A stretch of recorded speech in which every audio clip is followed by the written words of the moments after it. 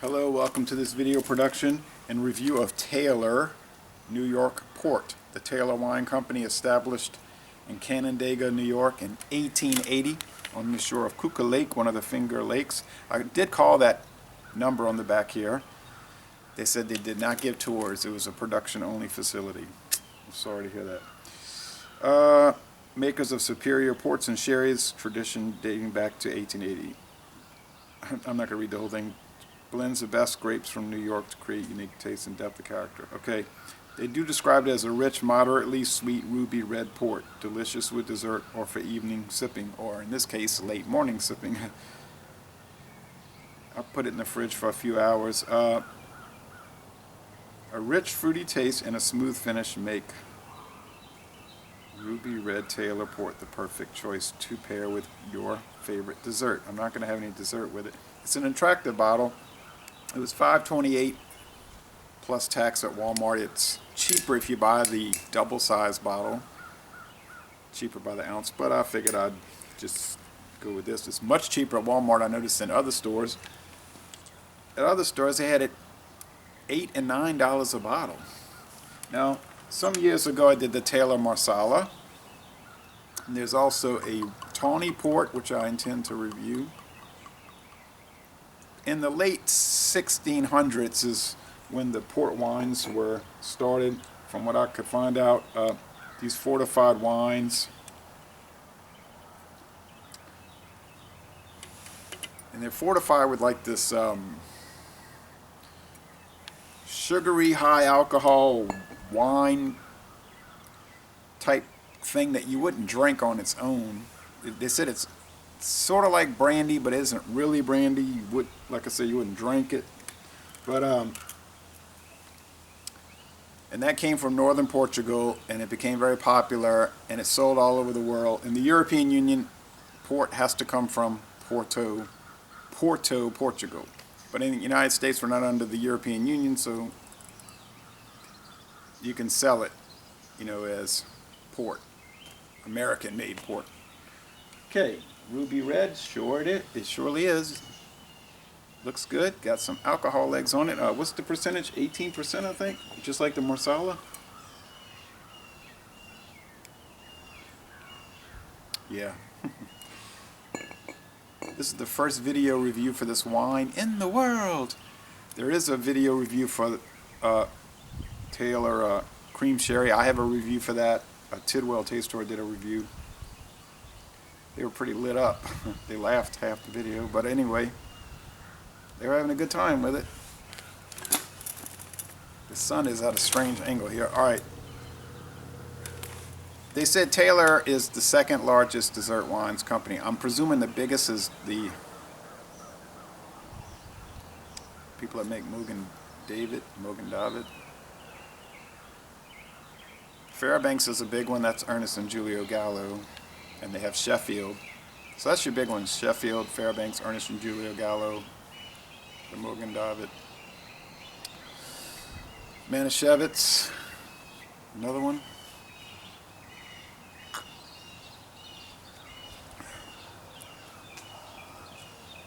The aroma's fruity. I mean, it's fruit. Grapes, red grapes. The taste is very sweet, red. Not too alcoholic.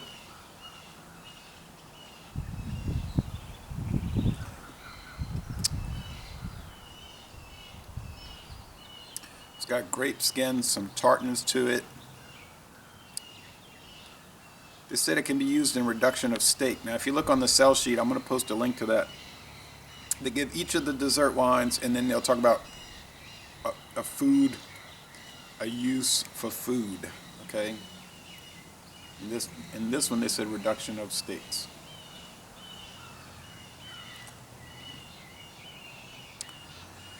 I have a feeling that a lot of these are used for cooking, and you would imagine the Taylor cooking sherry would be used for cooking, although they did talk about how you could drink it. I have not seen that one in the store. I've seen some cooking sherries, but those are on the aisle, the food aisle, you know, where they have the cooking wines. They usually add a little salt to them.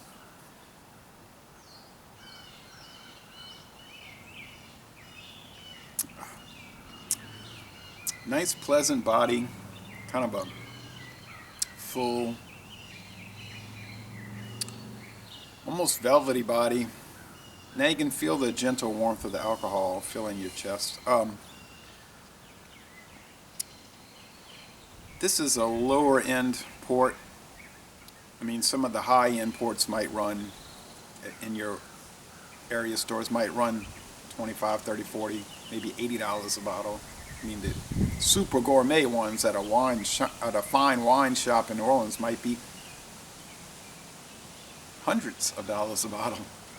I know that's the case for sherry, and certainly the case for brandy and cognac. Those would be thousands of dollars.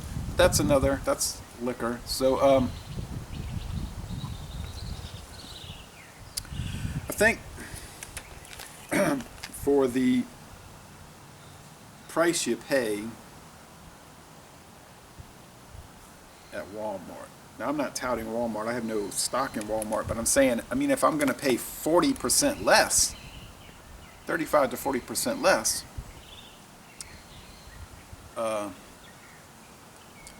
going to go there. Other people will relate real bad experiences at Walmart. I don't really have those experiences. The one they've had here since 1985, 31 years, it's just 1 mile away, or less than a mile. And it's, in my case, it's usually a fairly quick in and out. But I can't speak to other locations. But and people I talk to that work there, they tend to have favorable things to say towards the company. Just this is my experience with it as a customer, going to the automotive department for many decades now, and just people talking to me. So I mean, I know there's some kind of like controversy with the company, but my experience has not been negative. So I'll give it a little more pour here, a little bit more of a pour.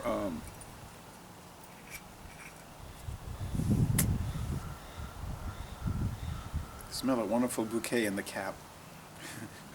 Anyway, in a dark olive green bottle. Yeah, I don't give grades on wine and liquor reviews, but I'm glad I tried it. Don't think I've ever had it before. Maybe in 1994 or whatever. I did start doing wine before beer. I was just dabbling around in it. So, tell me what you think of it. It's okay by me. Now you might say, I'm always thinking about what viewers would say. You might say it's so sweet. Yeah, but I like sweet things, so I'm a sweetie. And you might be a sweetie. You might be a sweetie. Thank you for watching this video production.